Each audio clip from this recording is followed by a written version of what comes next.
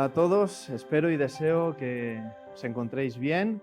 Un saludo a todos los amigos del Centro Cristiano de Brunete y a todos aquellos que me puedan estar escuchando. Vamos a leer y meditar unos minutos juntos en algunos textos de la Biblia para conocer más acerca de quién y cómo es Dios y de cuánto nos ama. Pero déjame contarte primero algo acerca del deporte. Todos aquellos que hacen una práctica deportiva de larga duración o, por ejemplo, corren alguna carrera, supongamos, de 10 kilómetros, a mitad del camino hay algo que se conoce como el avituallamiento. Y el avituallamiento tiene un objetivo que es hidratar, coger energías. En muchos sitios pues dan alguna bebida isotónica, agua o una barrita energética con el objetivo, como digo, de continuar con la carrera, coger fuerzas para seguir adelante. Y pensando en todo esto lo podemos aplicar a otras cosas de la vida también. Cuando hacemos un largo viaje, este verano, cuando nos vayamos de vacaciones a la playa, bueno, a lo mejor eso suena un poco irónico en la situación que estamos viviendo, pero cuando hemos hecho viajes y son largos, a mitad de camino necesitamos pararnos, descansar, volver a coger fuerzas para continuar. Y eso mismo, como digo, lo podemos aplicar en más cosas en nuestra vida. Y en la Biblia, meditando sobre ello, hay algunos ejemplos que tienen que ver con esto que os estoy contando. Porque creo que muchas veces nos encontramos a la mitad del camino de circunstancias que estamos viviendo y necesitamos ánimo, necesitamos coger fuerzas, necesitamos recobrar energías para seguir adelante. Así que vamos a leer ya los textos y te voy a animar a que si tienes Biblia, pues que la cojas y puedas seguir conmigo la lectura. Vamos a ir al Antiguo Testamento, en el primer libro de Reyes. Ahí se narra una historia en el capítulo 19. Si quieres acompañarme, Primera de Reyes 19 y vamos a leer del 1 hasta el verso 8. Simplemente decir que es una historia que deberías leerla y te recomiendo desde capítulos anteriores para entender todo, pero solo como introducción, en ese momento vamos a hablar de la vida del profeta Elías, que fue un momento justo donde él fue perseguido por una mujer, por unas circunstancias que pasan anteriormente con unos profetas que adoran a unos dioses, y él pues les dio muerte. Entonces se levanta una mujer en contra de él y vamos a leer lo que ocurre en este pasaje. Primera de Reyes 19. Dice: Acab dio a Jezabel la nueva de todo lo que Elías había hecho y de cómo había matado a espada a todos los profetas. Entonces envió Jezabel a Elías un mensajero diciendo, escucha lo que le dice Jezabel a Elías este mensaje: así me hagan los dioses y aún me añadan, si mañana a estas horas yo no he puesto tu persona como la de uno de ellos. Lo que Jezabel estaba diciendo con ese mensaje es que tenía un propósito, y es en las próximas 24 horas acabar con la vida de Elías. Así que el verso 3 dice: viendo pues el peligro, se levantó Elías y se fue para salvar su vida. Y vino a Berseba, que está en Judá, y dejó allí a su criado.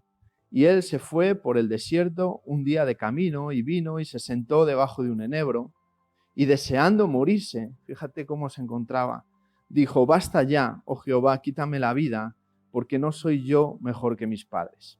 Y echándose debajo del enebro, se quedó dormido, y aquí luego un ángel le tocó y le dijo: levántate y come. Entonces él miró, y aquí a su cabecera una torta cocida sobre las ascuas y una vasija de agua, y comió y bebió y volvió a dormirse.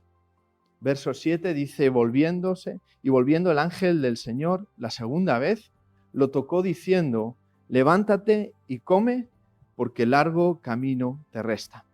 Se levantó pues, comió, bebió, y fortalecido con aquella comida, caminó 40 días y 40 noches hasta Horeb, el monte de Dios.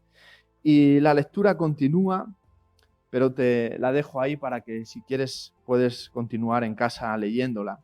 Pero lo que ocurre es que Elías, luego en ese lugar donde él camina y llega, vuelve a encontrarse con Dios y finalmente Elías cumple el propósito que tenía para su vida y nombra a su sucesor, el profeta Eliseo, etcétera, etcétera.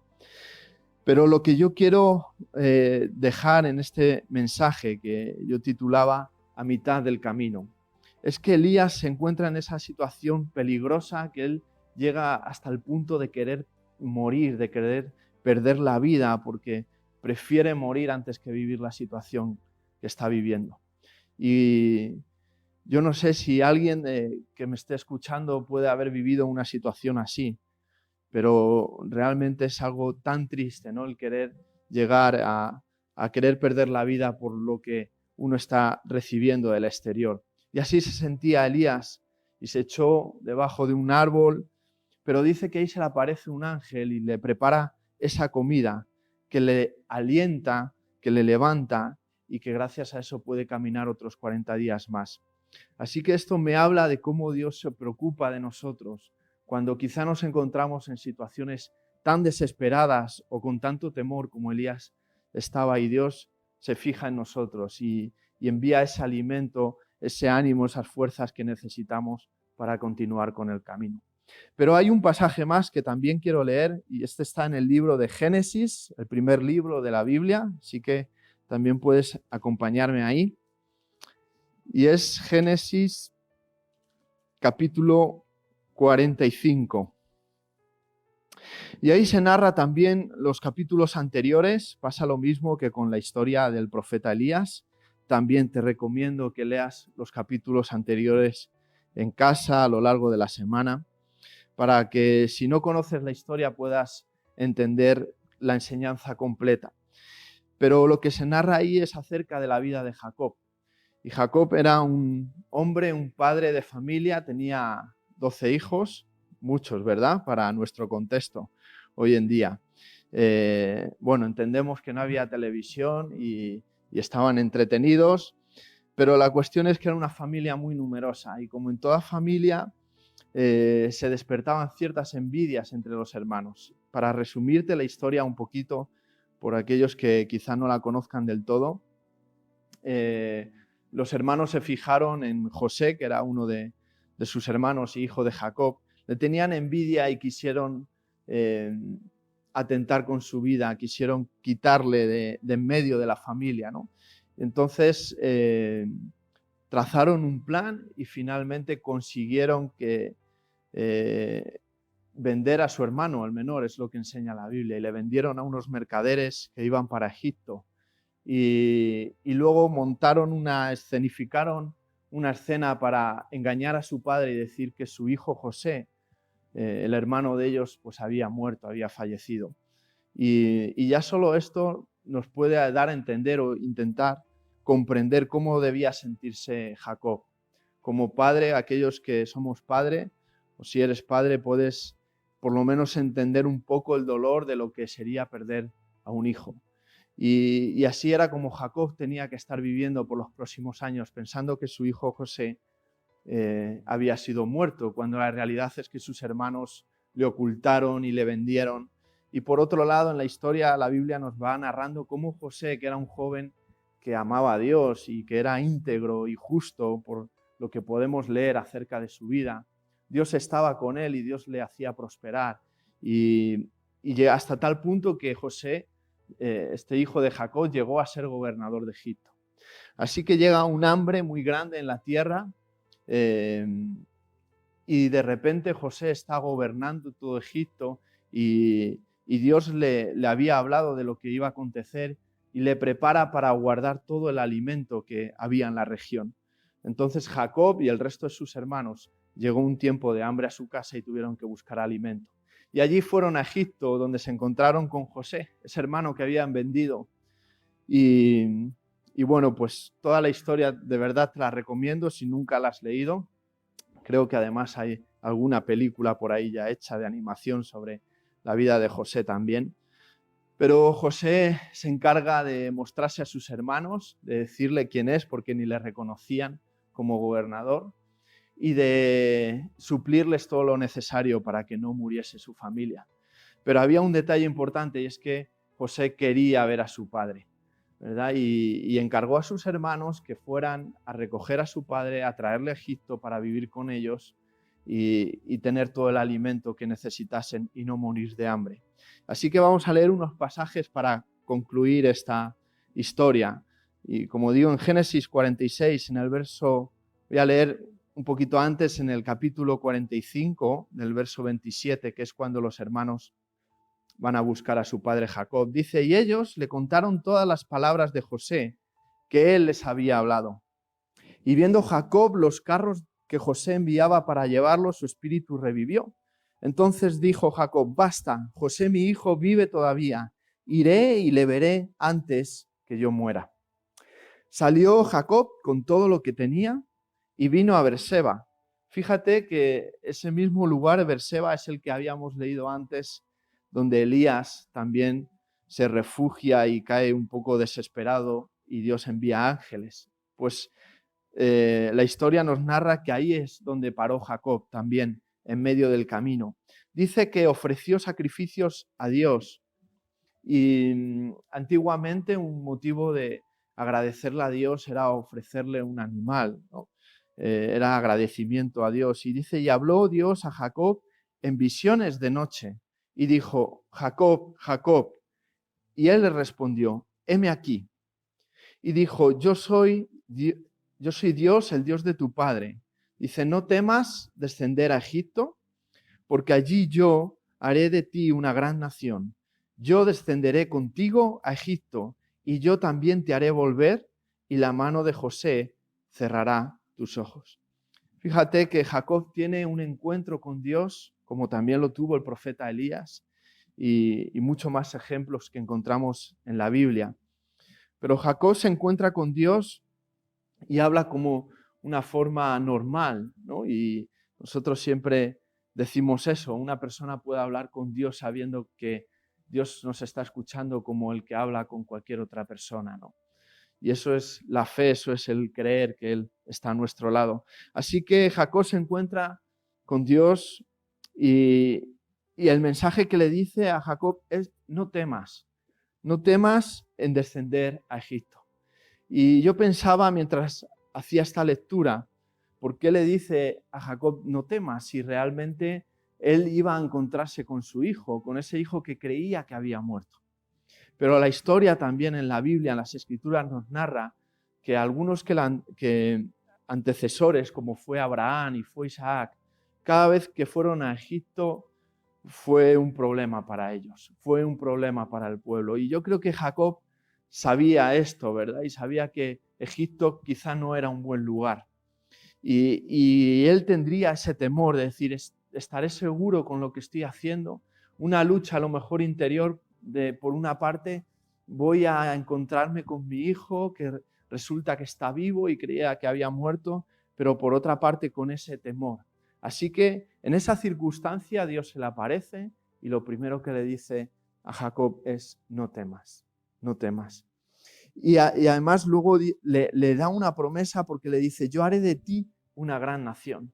Y es cierto que la historia nos cuenta que eso se cumple porque el pueblo de Israel crece en Egipto y por causa de eso todos los que conocen la historia al final les hacen esclavos al pueblo de Israel por temor y por miedo. Pero todo el tiempo desde que Jacob llega a Egipto y está con José, el pueblo de Israel es bendecido. Por eso Dios cumple esa promesa y crecen. Y el verso 4 dice, le da otro mensaje también de ánimo y le dice, yo descenderé contigo a Egipto y yo también te haré volver y la mano de Jehová cerrará tus ojos. Qué esperanza más maravillosa el pensar que Dios va a estar con nosotros acompañándonos. Que en medio de una circunstancia como la que se sentía el profeta Elías o como la que Jacob estaba en ese momento, dicen los teólogos, historiadores también, que la distancia aproximadamente que estaba, el recorrido que estaba haciendo Jacob con sus hijos era de 350 kilómetros y Beerseba estaba a esa mitad, era un lugar a mitad del camino y ahí es donde Dios se le aparece y le da ánimos, le dice que no tenga temor y que va a acompañarle a Egipto. Y no solo eso, sino que le va a bendecir, le va a prosperar, que el pueblo va a crecer. Y yo pensaba quizá también en estas circunstancias en las que actualmente estamos viviendo y podemos decir lo que nos queda por llegar va a ser horrible. La crisis económica que va a poder venir mundialmente por todo lo que estamos viviendo va a ser horrible. Pero aquellos que creemos en Dios tenemos la esperanza de que Dios nos va a ayudar pase lo que pase, de que Dios va a estar con nosotros. Y a veces no queremos pensar en todo lo bueno que nos va a hacer mejor esta situación. Todo lo que esta situación va a permitir o ya está permitiendo que nosotros nos planteemos, ¿verdad? El valorar cosas que no hemos valorado hasta ahora. Así que esa es la promesa que Dios tiene para nosotros. Hay un salmo, el Salmo 23, que muchas personas conocen de memoria, que empieza diciendo: el Señor es mi pastor y nada me faltará. El verso 4 dice: aunque ande en valle de sombra y de muerte, no temerá mal alguno, porque tú estarás conmigo. Dice: y tu vara y tu cañado me infundirán aliento. Es una promesa de que Dios está con nosotros. Así que quizá nos podemos encontrar en la vida viviendo un momento desagradable, como lo vivía el ejemplo del profeta Elías, o Jacob estaba en esa situación de no saber si ir a Egipto o no. Quizá nos encontramos a mitad del camino de esta situación que estamos viviendo, no sabemos, pero lo que sí creemos y confiamos es que Dios aparece en el momento justo.